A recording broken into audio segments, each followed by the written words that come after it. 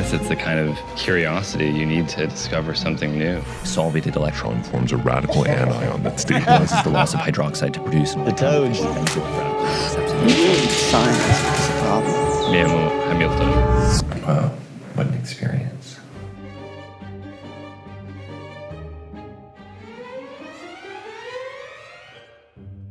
It's really beautiful to watch these on a big screen. I feel like they're actually so cinematic. And it's such a different experience, I think, watching them in an audience and hearing, like, I laughed so much this time, you know? And so I feel like you're really incredible at fusing these stories with the sensitivity to people being able to digest this subject matter. And so I wonder, how is that process for you in, like, creating the nuances, I think, with psychedelics and experience?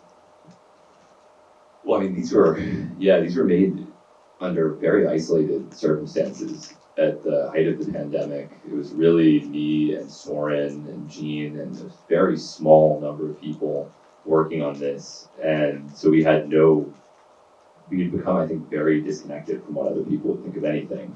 And I think actually the material is extremely dense. I mean, we're going into all sorts of things that are even dense and speculative from the viewpoint of experts in that area, like the evolutionary interaction between vitamin B12 and nitrous oxide, things like that, that are not even widely covered. So I think there was a product of us. There was no one really observing anything that we were doing. There was very little interference other than people saying you have to put, no medical doctors have reviewed this tag at the beginning or something like that, which even wasn't true because there was, but I guess for legal reasons that was required. And how are you finding these people? Like, how did you come across Amanda Fielding? I think she's one of the most fascinating people I've ever witnessed. Yeah, I mean, I've known about Amanda Fielding for a long time because she's a prominent figure in the psychedelic community. If you go to psychedelic conferences, it's pretty common that she'll give a talk. But the Amanda Fielding that you see at those conferences is not the Amanda Fielding in this piece. She doesn't talk about trepanation. She doesn't talk about her love affair with the pigeon. She doesn't talk about many of the things that make her so interesting. It's really oriented toward the Beckley Foundation and the scientific research that she has funded and organized, which is very important work. I don't mean to diminish it, but I feel that she is such a fascinating person. It's a shame that all these other aspects of her life are things that she typically doesn't want to talk about, including that film that she won't show to anyone. Can I ask you what your personal opinion is on trepanation? How do you feel about it?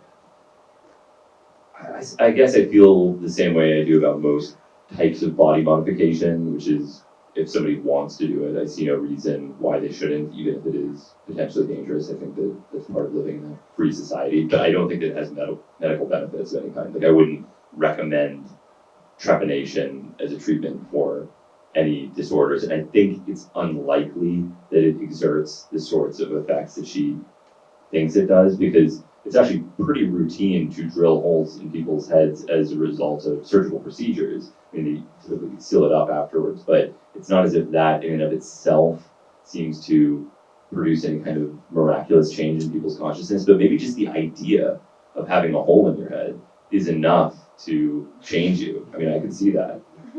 Yeah. And then I find it really interesting, when you look at LSD and then you look at xenon and just kind of like the way that these drugs, it's almost like they mirror the universe that we're created in. And so do you think like research into psychedelics is actually like research into helping us understand like why we're here in this universe? Like, do you think that can unlock this key sometime? Yeah, I think that's one reason that it's interesting, that psychedelics, in terms of the effects that people typically think of, are just one part of the puzzle. Like the 5-HT2A receptor is one of the most widely expressed serotonin receptors in the brain.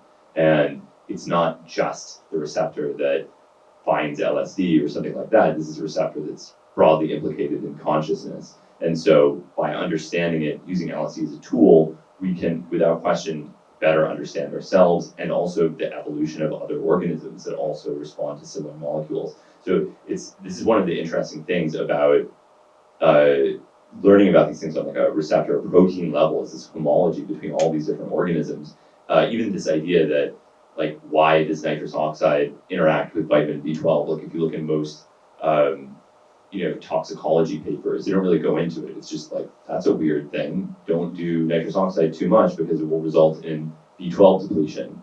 No real explanation for why that might be the case. But then when you really start looking into it, you realize that B12 is synthesized by bacteria and nitrous oxide is also synthesized by similar bacteria. And this is probably part of an ancient signaling cascade. The interaction between nitrous oxide and B12 is probably something that predates humans. And then it's something that comes into existence again in the bodies of nitrous oxide addicts. And it's like these two completely unrelated phenomena converging millions of years later in a way that you'd never really think, but that is an explanation, and like partially an explanation for where we came from. It's all, yeah, it is. I think there's a lot that can be learned from this sort of thing.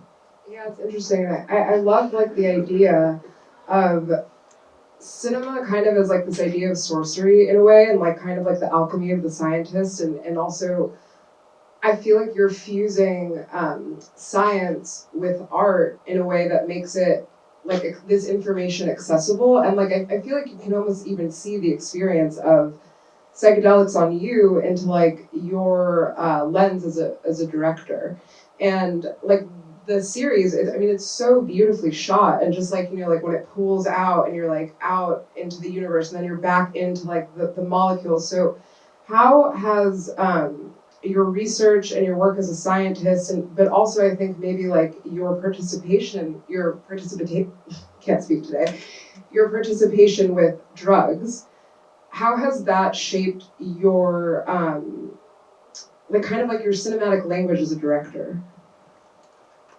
Yeah, I don't really know. I mean, I think one thing that does matter is knowing about drugs generally. Like when you look at a lot of bad things that are made about drugs, I think there's one simple explanation is that the people writing them or making them just don't know anything about drugs. And so that's already a problem, but drugs are so marginalized in our culture despite their extreme importance that it's not even considered a problem for somebody to make something if they don't know anything about it. Like if I were approaching the New York Times and I said like, I want to, cover what's happening in Ukraine right now, like there would be some relevant questions like, do you speak Ukrainian?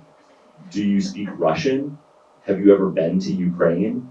Do you know anything about the history of this conflict? And if you don't, maybe you're not the right person to cover that particular issue. But with drugs, it doesn't matter. Like you could be someone who has never used a drug, is completely scientifically illiterate, has no understanding whatsoever of the subject matter, and because people just see it as this like insignificant subject, it I think strips a lot of the beauty away from it. So it's not that like my scientific work has specifically informed any kind of filmmaking decision so much as I think it's created a broad appreciation for all of it, and just like little things like, wow, it's really cool that LSD's fluorescent blue under a UV light. Like, might as well film that. That's a cool thing it does.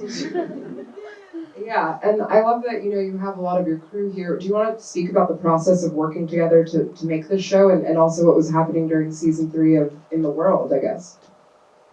Yeah, I mean, the pandemic started in the midst of season 3, and it was a really insane show to make. So I guess give it up again for the crew and the audience. And a lot of these things were genuine investigations, which I like. For example, with the Xenon Clinic, the way that started was some guy just slid into my DMs. And he said that, he's like, I was in the sauna, there was some guy that runs a Xenon clinic, what's the deal with that? And I said, I'd really like to talk to him, can you put me in touch? And he's like, well, why do you want to talk to him? And I said, well, why did you contact me? Presumably you think this is interesting as well. So he said, okay, all right, I'll try and track the guy down. And then he gave me the guy's number, and the guy was the husband of Susanna, who is the subject of this piece. So that's how all that started. And I went into this not knowing anything about them, certainly not wanting to, take them down or expose their business as being medically unethical or dangerous or anything like that. It was really just exploration, curiosity about what was there. I had no idea. And then there was this gradual ascending realization that what they were doing was potentially dangerous, starting with the children, which I'm a very non-judgmental person. So when they were doing that, I thought, okay, that's a little weird, but they also give nitrous oxide to children, and that's more toxic. And they also there are papers of giving xenon to children, and it's not toxic. So it's not necessarily bad, but it's a little weird. And then the breatharian, almost dying, that's taking it up a notch. And then Susanna having this very bizarre experience. So we actually, because I didn't want to make her look bad, we really did cut out the majority of that, but the full experience, I don't want to call it a freak out, I feel like it's not nice, but one could call it a freak out, it was pretty dramatic. And then that wasn't even it. The final straw was not captured on film because I was filming a time lapse of the color changing calcium carbonate beads, or no, they're calcium hydroxide. And then I think I've told the story before, but there was a producer on the show, Francis Lyons, who said that he would breathe into these beads so that we could capture a time lapse of the beads changing from green to purple. And the proprietor of the clinic, Marek, said, well, why doesn't he just inhale xenon while he's doing it? And I said, oh, it's not important, it doesn't really matter, I understand that it's expensive. And he was insistent. And Francis, the producer, said, like, all right, I'll do it. And so I thought, okay, if everybody wants to do this, fine, who am I to stop them from inhaling xenon? So we leave the camera filming this time lapse, and then Gene was in another room filming these like rotating shots of xenon canisters. And so I was with Gene for maybe 20 minutes, and then I go back into the room to check on the time lapse, and the producer is unconscious, and Merrick is unconscious next to him. Both of them are simultaneously unconscious with nobody watching them. And that was the moment where I thought, okay, this is definitely going to result in somebody dying if you can't wait 20 minutes to do this. This is the end of the day. This was like the last hour of the last day of the shoot. And then that person died maybe 2 weeks later. Wow. That's wild. Yeah. Going back to Amanda Fielding, what was it like watching that film with her that she hadn't shared with anyone? And do you think there's a reason why she doesn't want it like shown more universally? Absolutely, yeah. I mean, because she now owns a pharmaceutical company called Beckley Psytech. That's one reason. And she also is the head of a scientific research organization, the Beckley Foundation. So she is raising, it's basically what she says when we're sitting on the bed. And with her, there's this constant conflict of wanting, I think, to be herself and to talk fully about her work, and also not wanting to interfere with that work by being too much herself. So yeah, I think it's a shame that she feels self-conscious about that, but we also do live in an extremely judgmental world, and she's right. I hate to admit it, she is right. People will judge her for that, and they shouldn't, I don't think. I think I would definitely prefer to live in a world full of Amanda Fieldings than a world of people that judge other people for drilling holes in their head. I mean, I definitely prefer the people with the hole in their head. It's more interesting. It's definitely interesting. Yeah. I'd love to open it up to questions from the audience.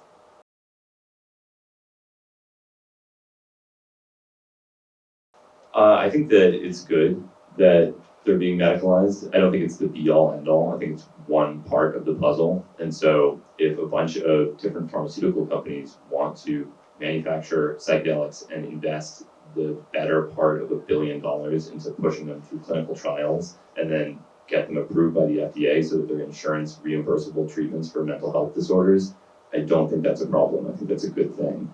But it's also not everything. So that has to happen in tandem with efforts for legalization so that the medical model isn't the only model, but the two different routes of administration support each other. Because ultimately, I think the medical evidence has broad policy implications that can help end prohibition. Because this is when you look at the criteria for the prohibition of a drug. For example, the DEA recently moved to ban 5 psychedelics a couple months ago. And one of the criteria is that it has to have no medical use. Well, there isn't a single psychedelic at the moment that is recognized by the FDA to have a medical use. Yes, there's lots of clinical studies, but there is not a single one that is approved at the moment, not one. So, and I'm not including ketamine, by the way, I'm talking about classical serotonergic psychedelics, just so everyone knows. So I think that, yeah, I think it's good. it's not perfect, but I think it's progress over a situation where there is no legal way whatsoever for people to use psychedelics, and people that even use these therapeutically risk going to prison for it. So that's just about the worst possible situation. I think any move away from that is progress.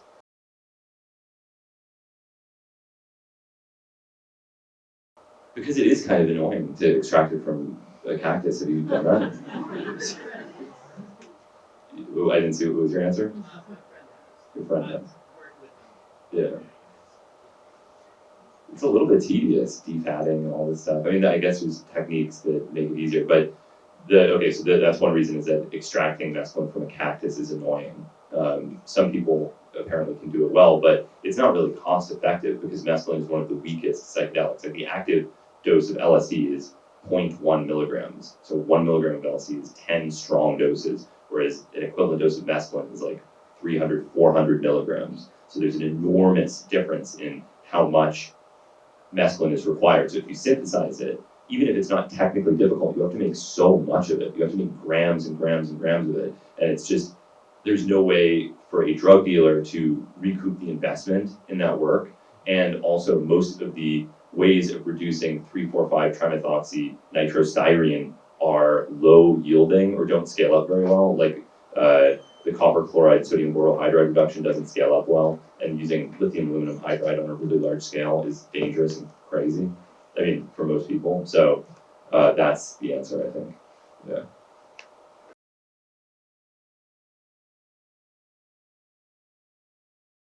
Well, I am respectful, and I think that I've been interviewed by a lot of people, and I think that you learn a lot getting interviewed as much as you do from interviewing people. And I have been interviewed by enough people who are trying to get me to say something bad, or I can tell they're judging me, and it just makes people shut down.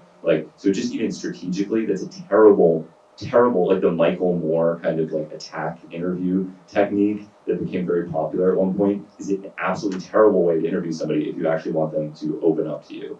Whereas if you, there's actually, I feel like journalism students should watch this. If you compare Mark Maron interviewing the prop comedian Gallagher, has anyone seen this before? He just starts off with I heard a homophobic joke that you made. Why would you do that? Why do you hate gay people? Why would you do that? And the conversation is over. And then if you compare that to Howard Stern interviewing Gallagher, he's like, "You're such a brilliant guy, Gallagher. How'd you get to be so great at comedy?" And he just opens up and reveals himself completely. So it's just I think strategically, but also it's good to be respectful to people, if at all possible, I think.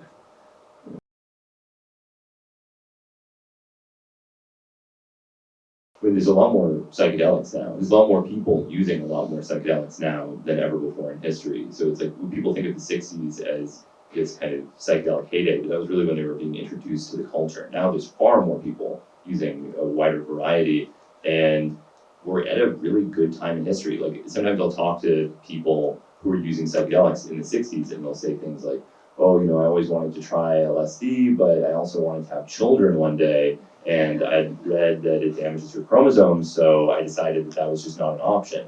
And you think, okay, people really believed that. People who cared about this genuinely believed it, and then you have to wonder, what about the people that took LSD and still believe that? How would that affect your experience if you thought you were doing genetic damage to yourself?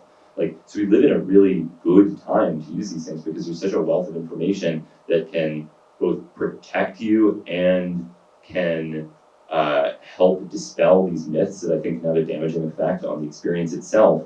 But also, there's just so much stuff going on. It's just an insane time. There's so many different drugs. If you're not a chemist who has access to a lab, it's really frightening to use drugs right now because of fentanyl and the proliferation of all these high-potency synthetic opioids. So it's just a different time in a lot of different ways. I don't think there's a single change of the role of psychedelics. And people have become very skeptical recently. I mean, there's kind of a psychedelic backlash going on at the moment where at the same time, there's been this proliferation of psychedelic pharmaceutical companies, hundreds at this point. It's insane how many there are. People, for whatever reason, are seeing this as a really bad thing. That's kind of been the general impression that I've noticed. And I'm not quite sure why that is happening, but it is definitely a tendency when you see people talking about this, to talk about it like it's a bad thing. I think it's great. I think it's great that Amanda Fielding is running a pharmaceutical company. Like, that's the best case scenario as far as I'm concerned. But as long as, everything is pure and is being carefully analyzed, and there's other, very conscientious people that are regulating everything, which I think they are. So yeah, complicated question. I don't know that I have a good answer for it. All the way in the back. It's flavorless. Where nitrous oxide actually does have a kind of like a sweet flavor to it, which is not present with xenon. Totally flavorless. But it's very thick. I mean, it's so dense that if you release the gas into an aquarium, you can float a foil boat on the gas. It's almost like a liquid, and inhaling it feels very strange. And that change in your voice is a result of the density of the gas. It's the opposite of what happens with helium, which is less dense than air.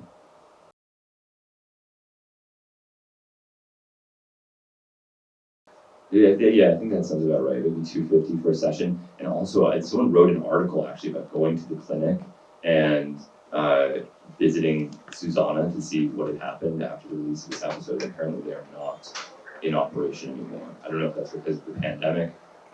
The tendency with most drug reporting is that there is no such thing as bad publicity. So even if that to a normal person did not look that great, I assure everyone here that there were plenty of people that were trying to book a ticket to the Czech Republic in order to try that. So I don't know what happened. I mean, also the co-owner of their clinic died of a xenon-related event. So, that's also probably frightening to continue after that. So I don't know exactly what happened, but there are other clinics that are operating, and you can even buy it on eBay, if you're careful.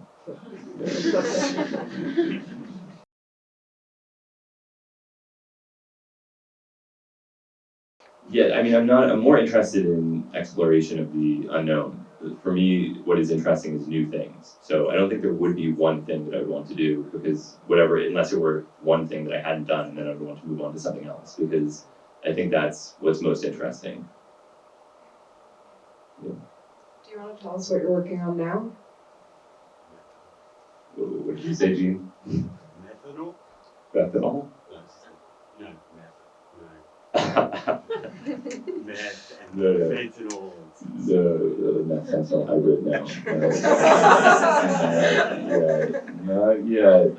No, it's classical psychedelics, and this is one product of this proliferation of pharmaceutical companies, is that there's suddenly a ton of funding for research. So for 13 years, I was working in this lab that had no funding whatsoever, and then all of a sudden, or it was actually around the time that I was filming this episode, this is one reason that everyone was a little bit sensitive, Amanda in particular, because everyone was starting pharmaceutical companies as it was being filmed. And suddenly there was so much money and so many resources available to research psychedelics. So that, I don't know how long this is going to last, but it's an opportunity that I never thought would emerge. And so I've been pursuing it, but I'm sure one day I will go back to making docs. And so are you hopeful for the future of psychedelic research and what might happen in our lifetime?